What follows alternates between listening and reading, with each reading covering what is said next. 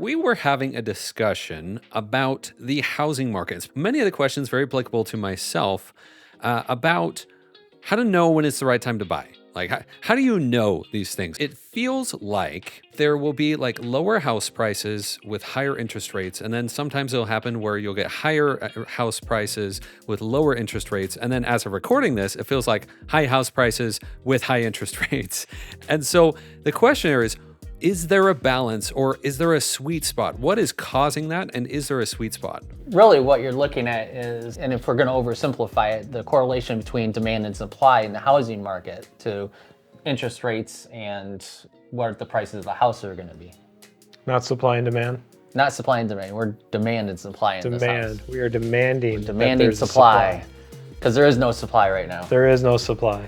What you're looking for in a healthy market is a 6 month of supply of homes. Now what that means is if you have homes that were listed that are on the market, that's your inventory. If people stopped selling their homes completely, no new homes entered the market today, if it took 6 months to run out of the existing inventory, that's what they mean when they talk about the housing supply. Yep. So right now, the market, it varies per region to region, but right now we have a big problem. And before we get into that, I want to oversimplify the sweet spot here. Because let's just say you trying to buy a house for $400,000, right? What is that? That's a K? Oh, now I'm all smudging it.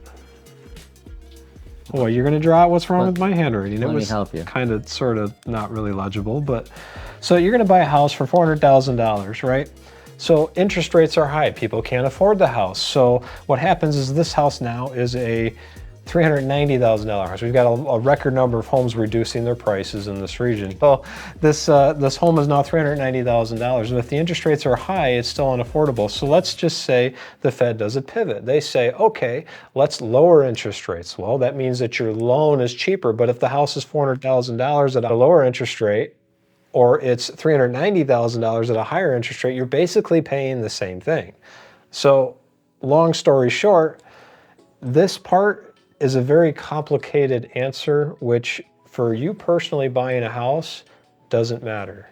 Not very much, at least in the short term. Okay, I think that leads us to the next question here that I had was, will the market go down? As of recording this, what are we thinking will happen in the next 12 months? Short answer? Who knows? Oh, you don't buy my apocalypse story? There's people who will tell you that housing prices will never be low again. And there's people who say it's all going to crash down to bottom and you're going to lose your butt.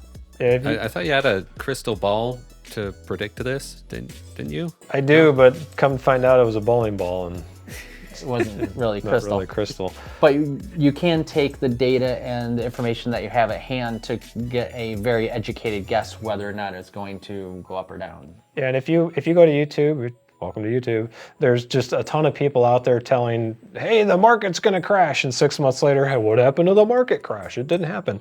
It boils down to this wonderful demand and supply thing that we have. Let's just simplify this one too. We are oversimplifying hundreds of hours of research here, but hopefully you get the gist. So these nice little happy people, I'm not going to do purple. Let's do orange. So each one of these people represent 1 month worth of demand. I don't know why that guy's red. Maybe he's angry. But you got these people here, and then over here, you've got the months of supply. Hopefully I'm drawing this. No, I got it. See, look, that's perfect. That's beautiful. It's kind of legible. So you're sideways 6. Sideways 6. So it would help if you were straight on to the whiteboard, but yes, it would. But we've got, let's just say right now we have a problem. For the housing market as a whole, you've got new homes being built. That's construction industry. The construction industry had a huge problem with labor, especially during COVID. You have an existing inventory of homes, and to oversimplify this dramatically, about every 5 years, somebody moves. They either have a life event, they change their jobs, they have a baby, something happens where they move. So about 20%, some years less, some years more, of homes will change over every year. That's a pretty flat number. The wild cards, especially during COVID, have been the new home inventory here, and then the probate foreclosures, the auctions, like the REITs of the world. That has really diminished because during COVID, a lot of that stuff was just completely stopped. Right. It wasn't until last fall that they upped and it continued the moratorium on foreclosures and evictions. So that's all coming back. What does that mean for all of these happy people here on the left? Well, what it means is if you've got 6 months worth of people buying a house, well, let's say the construction crews can't keep quite up with the demands. So now you got 6 months of people trying to buy 5 months of homes.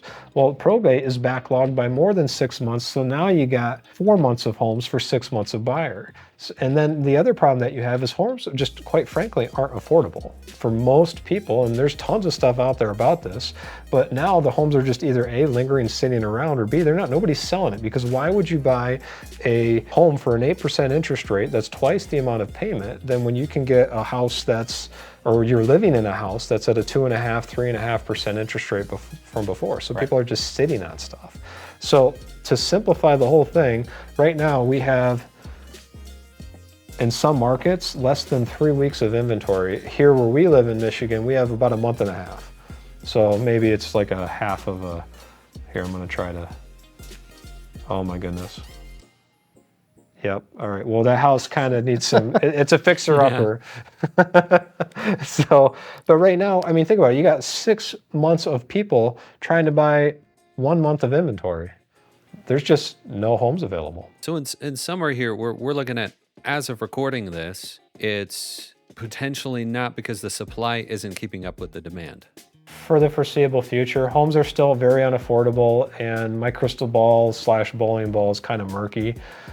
So I would say there's a lot of downward pressure right now, but until the labor market and the supply chain actually catches up and we can see healthier numbers at that 6 months level, right, instead of 1 to 2 months, I would say I would pay less attention to that, and I would pay more attention to where your personal finances are in relation to not just the payment on your house, but the total interest that you would pay on the house that you're looking at.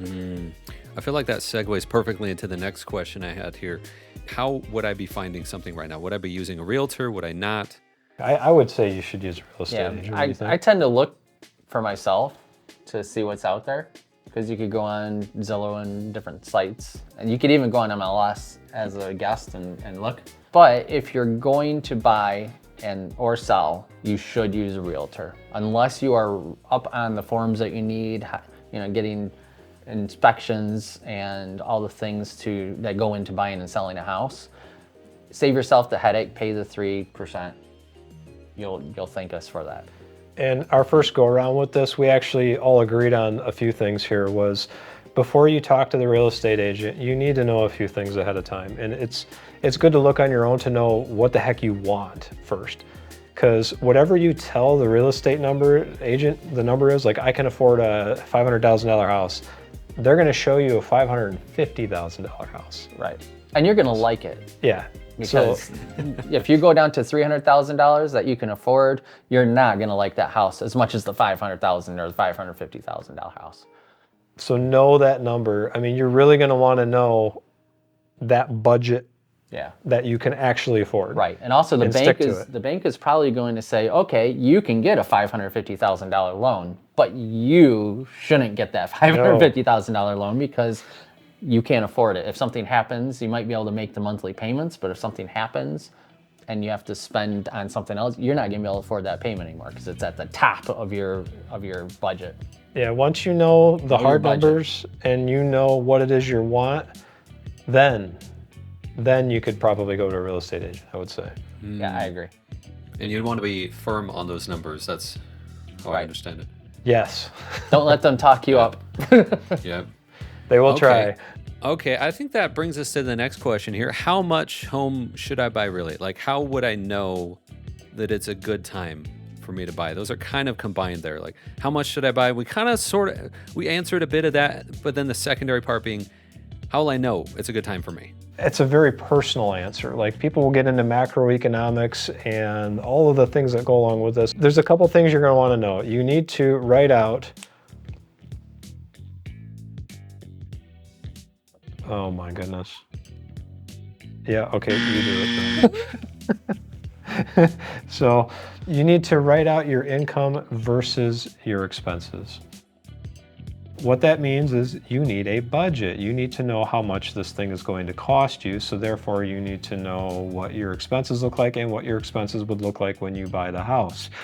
Some good things to look for. Banks typically will expect to have 28% of your net take-home pay in your budget for your home expenses. Now that is supposed to include taxes, insurance, and repairs. And repairs cost anywhere between 1 to 3% of your home's overall value. So if you got a $100,000 house, expect $1,000 to maybe $3,000 every year in repairs and maintenance, give or take. I mean, sometimes it's more, sometimes it's less. Knowing today's labor market, maybe it's like $10,000 a week, but so you need a budget. You need to be able to write that stuff out. The second thing you're going to want to do is when you find the house, get an appraisal. Make sure you get the appraisal, and make sure that if you're buying it, that you can get the home at an 80% for your mortgage, maybe not necessarily the purchase price, but you want to have a loan to value ratio of 80%. Why do we suggest that? Because there's something called PMI, and it's about 0.5% added to your mortgage interest rate. If you've got a down payment, hopefully you do, you can then take 0.5% off your overall rate, and then you can have some equity into your house, and that's typically starts at 20% equity. So there's a couple things. Write out your incomes versus your expenses, loan to value ratio of 80%. Make sure that the mortgage does not exceed 28%. I would say 25, but right now, I mean, it really depends. Rent prices right now are ridiculously high. So sometimes it still makes more sense to own than to rent because you get more things with that. But I mean, it really depends. Some people buy houses, much to my dismay, for emotional reasons. Other people buy them for financial reasons. So it's a very personal decision, but you're going to at least want to know these three things. When you can have 20% down in your house, the house does not have 28% of your net take-home pay, and you have an actual budget with that house payment and all the things that come along with it in your budget, and you can still afford it, you're good to go. All right, that brings me to the next question I had here is how much should I view it as an actual growth investment, like buying a home? Because I think a question on a lot of people's minds here is renting versus buying. Like, is this, and we'll get to the renting thing here in a moment, but how much should I view it as a growth investment when I purchase a home? All right, so go to Zillow, go to Trulia. I mean, this is what you would do, right, Brian? I'd do this. Go to Zillow, go to Trulia, go to the area that you're looking at. Real estate agent shows you the perfect house. You are in love with this house. It's got everything. It's got a picture of Dividend dudes above the fireplace, not a TV. Why do people put TVs above fireplaces? I don't know. But this is the perfect house. So, okay, forget all that. Go to Trulia, go to Zillow, go to the MLS. What is that? It's a house. That's a house. It's a nice house. It's got only 2 windows. It's kind of dark in there. But let's say you've got this house on Zillow and Trulia. Go to the recently sold tool and find out how much the homes nearby it have sold for. If you've got this $1 million home for sale, it's selling for $1 million, but the recently sold tool shows the homes nearby selling for $400,000 or $500,000. Either you've got money to burn, or somebody's taking you to the cleaners. So know what the neighborhood is worth. They say location, location, location. That's true. So that's also why we recommend that people get an appraisal on this. So as an investment, I guess it depends. If you're 75 years old and this is your retirement home, you're probably not going to care as much about an investment. If you're 25 years old and this is your first house, you absolutely would want to do it as an investment. Now, if I'm your personal financial advisor, you're probably not going to like me because I'm going to tell you to buy an auction home, a foreclosure home, and grab a hammer and some nails because you're going to start remodeling. But some people don't want to do that. So it depends on where you are at with life. But for the most part, I would say, yeah, I mean, you're going to use most people's middle-class workers, their net worth is based on their home's equity. Like a lot of their a big chunk of it. Yeah, a big chunk of it. So if you're not appraising it that way appropriately, no matter how much you love that house, I'd have to tell you, make sure the numbers line up first, then fall in love with it. All right, I think that brings me to the next question here of is it better to buy or rent? Let's say, give it a 5-year period. Which option is better? That's a tough question to answer. I would give somebody a very basic example for this. If you had bought the house before the Great Recession, like 2007, early 2008, like right before it tanked, and it was appraised similar to the homes nearby it, it wasn't like way above it or way below it. If it was way below, you probably made some pretty good money. But if it was around the average of the other homes, and then the market crashed, like the worst possible time to buy, you bought it right at the top, and then you waited for 5 years, you took the average, and then you sold it in, what was it, like 2012, 2013? Yeah. You would find out that you probably, at the very minimum, broke even, if not made a little bit of money, and then you had some equity built into it. So even in some of the worst case scenarios, unless you were stupid with your purchase, you probably did okay. The issue that we have, though, is home prices are very expensive, but also rent prices have gone up a lot too. Now, rent prices are coming down across the board, but they're still pretty high compared to what they were 10 years ago. In most cases, it is still better to own than to rent, and there's a few reasons for that.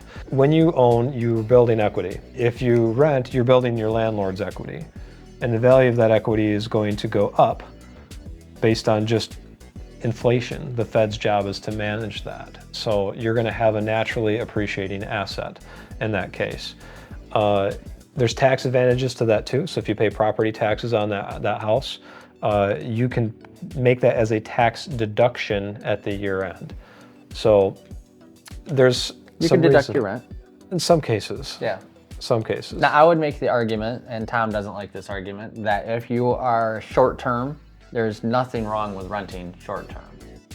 If you're gonna buy a house and you're not gonna keep it, unless you're gonna flip it and you think the equity is gonna go up and you can make money off it, you're paying a lot up front for the house. You're paying the closing costs, you're paying whatever you put down on it. So there's a lot of money that you have to put up front for this house that you're not gonna keep.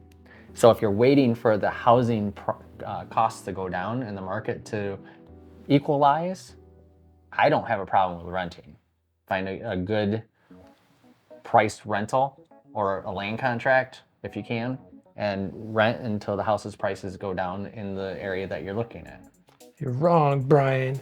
It's always better to buy. No, the point Brian's making is if you're talking like what, 6 months or less? A year or less? Maybe even 2 years. 2 years? Yeah. Where would you put the cutoff, like 2 years? Yeah, because after like 5 or 6 years, you're starting to really add equity into a home. Right. And that's the way to go. But short term, if you're not gonna be, you're paying interest on your home and you're not putting a lot into the principal at that point, it's better to rent and then buy.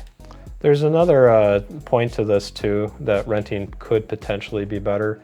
If you hate remodeling and hate fixing things, like loathe it, despair it, renting in some cases would be better because of that. Right. Maybe you have a very demanding job. Maybe you've got something that keeps you very busy, or it's more lucrative to do your work or your creative, whatever it is that you're doing, outside of picking up the hammer and all that. I mean, my story is a little bit different there, but in some cases, that would be one of them. So you would say 2 years or less, and we would also say maybe if they're adverse to fixing that broken window, because if you break it here, you're in trouble, but if you break it here, can I draw a little crack window like that? I don't know what that is. But anyways, they'll come fix it for you. All right, love it. I think the big thing here is there's a lot of stuff we covered in this video, and I still have additional questions. I'm sure people watching will have additional questions. So if you let us know in the comments if you want additional deep dives into the hundreds of hours of research done in these things. And if you want specific videos, let us know what the specific ideas or examples in the comments, and we can check them out and chalk them down for future videos. In the meantime, go ahead and check out this other video that we recorded just a while ago about the state of the housing market and what was going on with it. So you check that out, and we'll see you there.